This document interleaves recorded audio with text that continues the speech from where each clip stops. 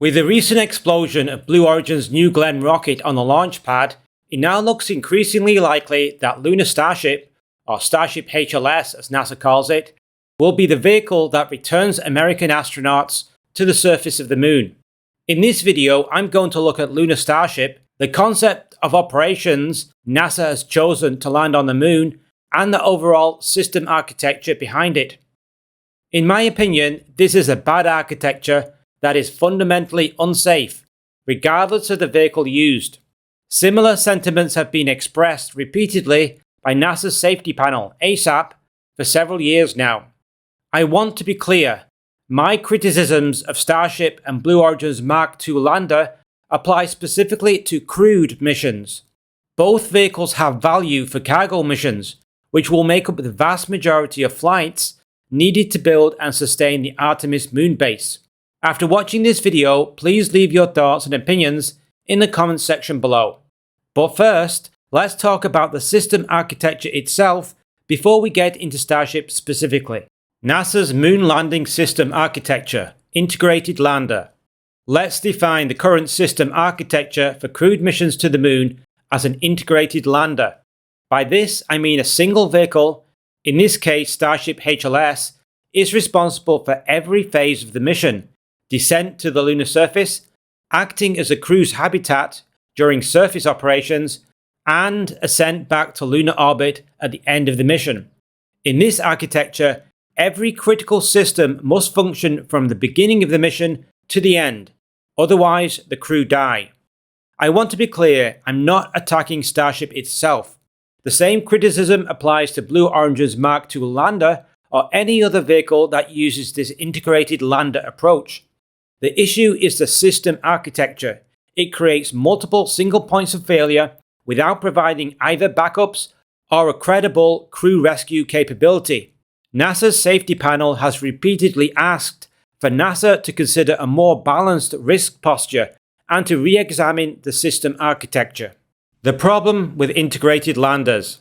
Let's look at how many critical systems have to work perfectly to prevent the crew dying on an integrated lander. Propulsion, both descent and ascent, must function reliably, including guidance, navigation, control, and throttling.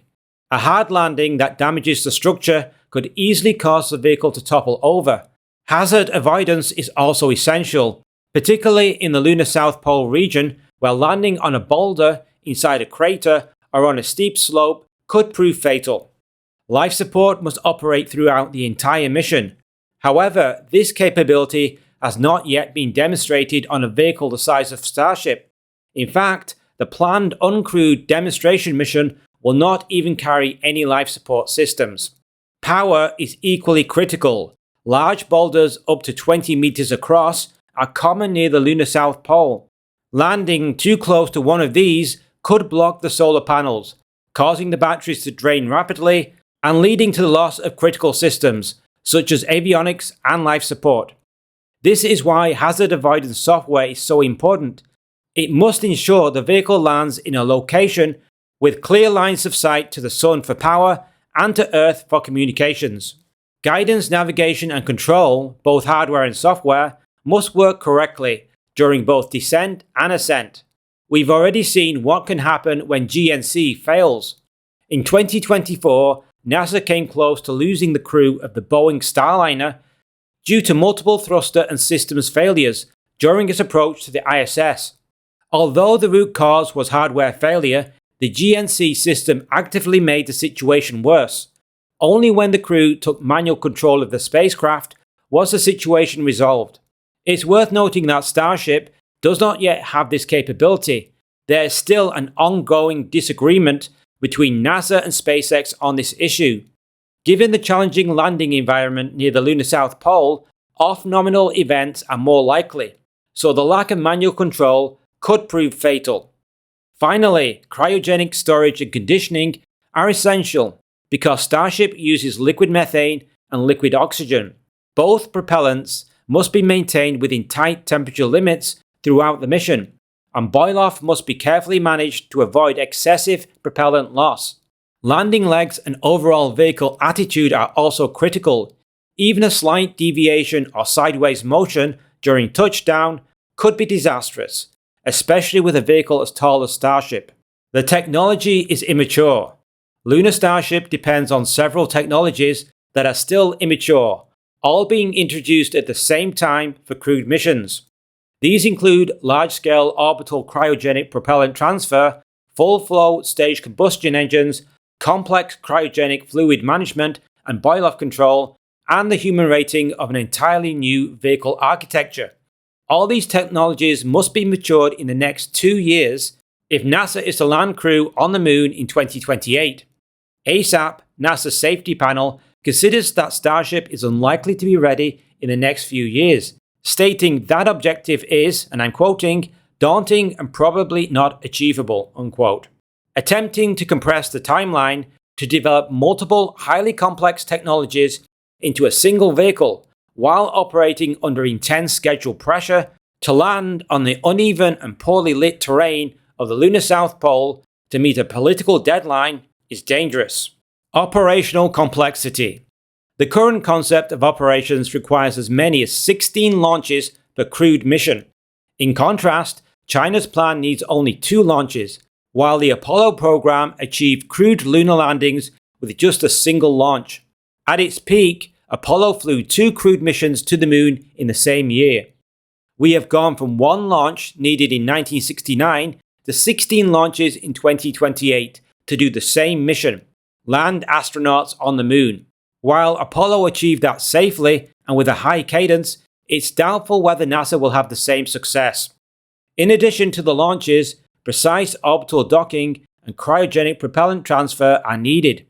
These operations are time critical and must be highly reliable. This has yet to be demonstrated at scale, despite being only 2 years out from the 2028 landing attempt. Any launch failure or even delay increases the risk of mission failure. It's not only the refueling that's challenging. Starship uses cryogenic propellants, liquid methane and liquid oxygen, which must be maintained within a strict temperature range to prevent freezing or excessive boil-off. Managing boil-off and thermal control at this scale over days or weeks has never been demonstrated before. Tip-over risk is high for Starship. Starship is 50 meters tall and narrow, giving it a 6-to-1 height-to-width ratio. That is extremely high for a lunar lander and creates serious stability concerns. Because of its high center of gravity, once the vehicle begins to tip, it becomes very difficult to stop. The crew cabin, located at the top of the vehicle, will travel through a large arc before impacting the surface at high speed. Even though the Moon's gravity is only 1/6 of Earth's, the impact energy would still be enormous. The crew would likely experience extreme deceleration forces, which would probably not be survivable. Starship's structure is lightweight and optimized for spaceflight, not for absorbing side impacts or crushing loads. In a tip-over, the vehicle would very likely break apart on impact. The large propellant tanks would rupture, leading to fire or explosion, while the pressurized crew cabin would almost certainly be breached, resulting in rapid decompression. NASA's own Aerospace Safety Advisory Panel has described landing a vehicle with this kind of aspect ratio on uneven and poorly lit terrain near the lunar South Pole as, quote, questionable at best, unquote. Uneven loading risk. Toppling over isn't only caused by landing at the wrong angle or with uncorrected sideways motion. There is another significant risk: uneven loading of the landing legs. This occurs when one or more landing legs do not make proper contact with the surface. A rock or boulder can prevent a leg from reaching the ground, leaving the vehicle at an angle once it comes to rest. Because hard rock will not compress under the load, the lander ends up tilted. This tilt creates a torque or rotational force around the vehicle's center of gravity. Given Starship's extremely high center of gravity and the Moon's low gravity, which reduces traction, this torque is likely to cause the vehicle to topple over. The lunar South Pole is covered in rocks and boulders, some up to 20 meters across, along with uneven terrain including divots, craters and slopes. Any of these features could cause uneven loading during touchdown. A simple calculation, assuming the center of gravity is near the middle of the vehicle, suggests that Starship's tip-over angle is under 5 degrees. For comparison, Apollo 15 landed at an 11-degree slope in the lunar equatorial region, which is far less hazardous than the South Pole and has much better lighting. More recent examples are also instructive. Intuitive Machines' IM-2 mission, which attempted to land close to the lunar South Pole, tipped over despite having a much lower aspect ratio than Starship. Their earlier mission, IM-1, is also relevant. It touched down harder than planned, with a vertical velocity of around 3 meters per second and lateral motion of 1 to 2 meters per second.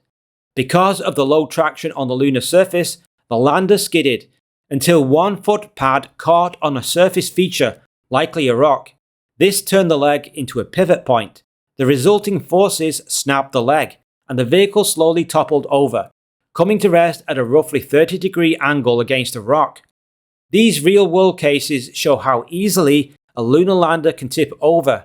For a vehicle the size of Starship, a tip-over would almost certainly be fatal for the crew. Landing on the South Pole. While Starship's stability issues makes it unsuitable even for mostly flat areas, such as the Moon's equatorial region, NASA plans to land it near the lunar South Pole. This region is difficult to land safely on. The sun stays low on the horizon, casting long shadows across the terrain. The surface is covered with rocks, boulders, and craters. The region has slopes that would likely be fatal for Starship. As we've seen, the vehicle would probably topple over on any slope greater than about 5 degrees.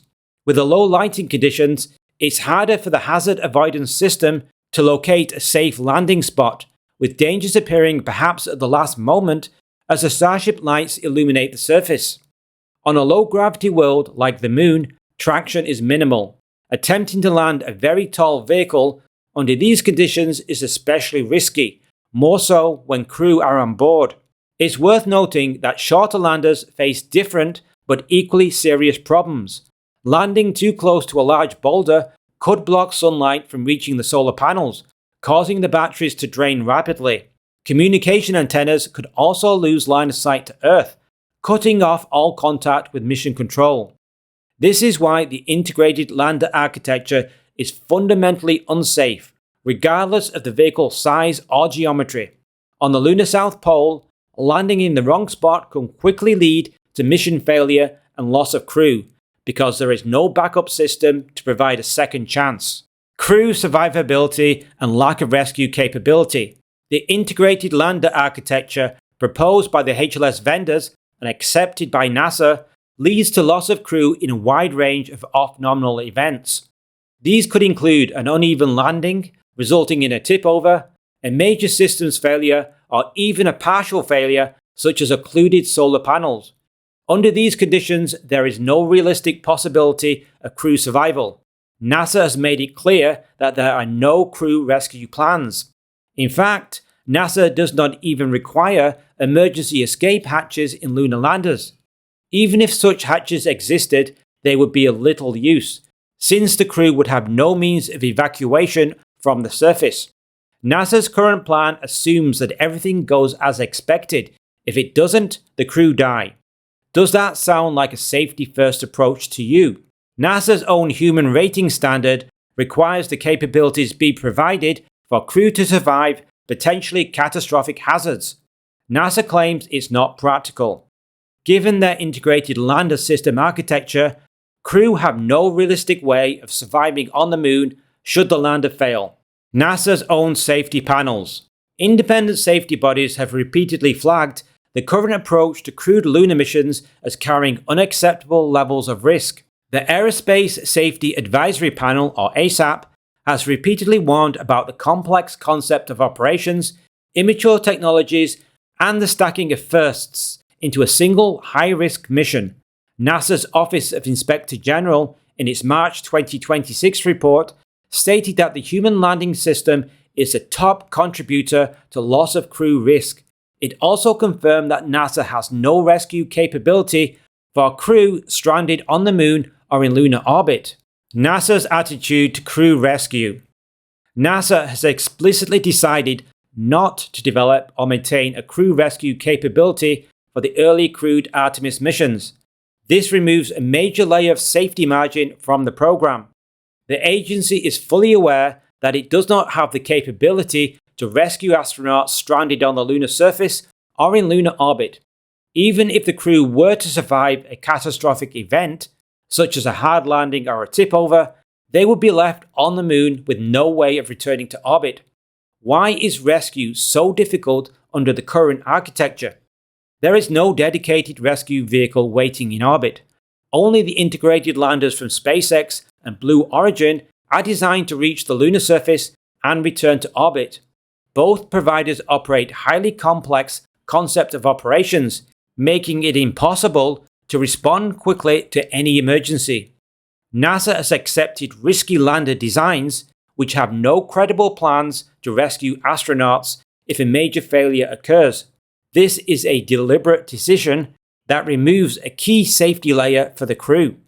Both ASAP and OIG panels have recommended re-examining the architecture and risk approach. As I've stated, the integrated lander architecture is a fundamentally unsafe approach and should not be used for crewed missions. So why is NASA determined to press ahead with high-risk crewed missions to the moon over the heads of multiple safety panels? Why this choice was made? NASA is under enormous political pressure to land astronauts on the moon in 2028. The US President has made it clear that a crewed lunar landing must take place in 2028. Senator Ted Cruz, who chairs the Senate Committee with oversight of NASA, has stated that the United States must land astronauts on the moon before China does. Given that China could potentially achieve a crewed lunar landing in 2030 or even 2029 if development goes well, 2028 has become the target year. It's a political deadline, even though many of the technologies required will not be mature or have flight heritage until the mid-2030s. It's also worth noting that while fixed-price contracts can be good for taxpayers, they can have negative consequences for safety. Companies naturally want to make a profit, which requires them to complete development and fly missions as quickly as possible. Every year that passes without achieving this turns potential profits into losses. This is exactly what happened with Boeing and Starliner, which has resulted in billions of dollars in losses for the company. With pressure coming from the President, Congress, NASA management, and the financial realities of fixed-price contracts, engineers are forced to balance thorough testing and safety against looming deadlines and demands for faster progress. Lunar Starship Summary. Lunar Starship combines multiple high-risk factors in a single vehicle. It is an integrated lander with multiple single points of failure. It incorporates several immature technologies. It relies on an extremely complex concept of operations, and it is poorly suited to the hazardous terrain near the lunar South Pole. The combination of a high center of gravity and the risk of uneven loading creates a credible path to a tip-over, even on modest slopes. Any tip-over would almost certainly be fatal for the crew. SpaceX's Lunar Starship is currently too immature, both in technology and concept of operations, to be used for crewed lunar landings in 2028. It should instead be restricted to cargo-only missions, which are largely non-critical activities. The vast majority of Artemis missions will be uncrewed. Starship remains a valuable asset for building and maintaining a moon base over the next decade. The cargo variant of Starship can be used to pre-position lunar terrain vehicles, construction equipment, habitat modules, nuclear reactors, power systems, and other supplies. It could also play an important supporting role in an alternative landing architecture, which I will talk about in my next video. A two-lane approach separating safety-critical crewed activities from non-critical cargo missions makes practical sense.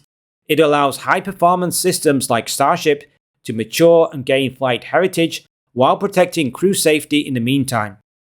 Better alternatives. In my next video, I will present better alternatives to NASA's current system architecture for crewed missions to the moon. There is an architecture that provides much stronger crew survival and evacuation options in the event of off-nominal landings. The purpose of this video was to explain why the current integrated lander architecture has poor crew survivability when things go wrong. Even if the crew were to survive the initial incident, they would be left stranded on the lunar surface with no realistic way of returning to Earth. Final thoughts. Starship is an excellent vehicle for its intended purpose, transporting large amounts of cargo to Mars to help build the first city on another planet. Landing stability issues are less severe on Mars due to higher gravity, which provides better traction. In its role as a cargo transporter, Starship can make a valuable contribution to building and sustaining a moon base. However, due to the vehicle's geometry and the moon's low gravity, I believe alternative crew transport vehicles would be more reliable for crewed missions. While I have used Starship as the main example throughout this video, I believe the integrated lander architecture is fundamentally unsafe for crewed missions, regardless of which vehicle is used. Better architectural solutions exist and should be adopted. Should NASA prioritize simplicity and reliability for crewed lunar landings, or continue down the current, high complexity path? Leave your thoughts and opinions in the comments section below. Thanks for watching. If you enjoyed this space video, consider buying me a coffee to help fund more episodes like this. The link is in the description. Be sure to like and subscribe so you'll see our upcoming videos. We make videos every week covering the space industry with an emphasis on the smaller space startups that aren't covered so well on other channels. See you soon.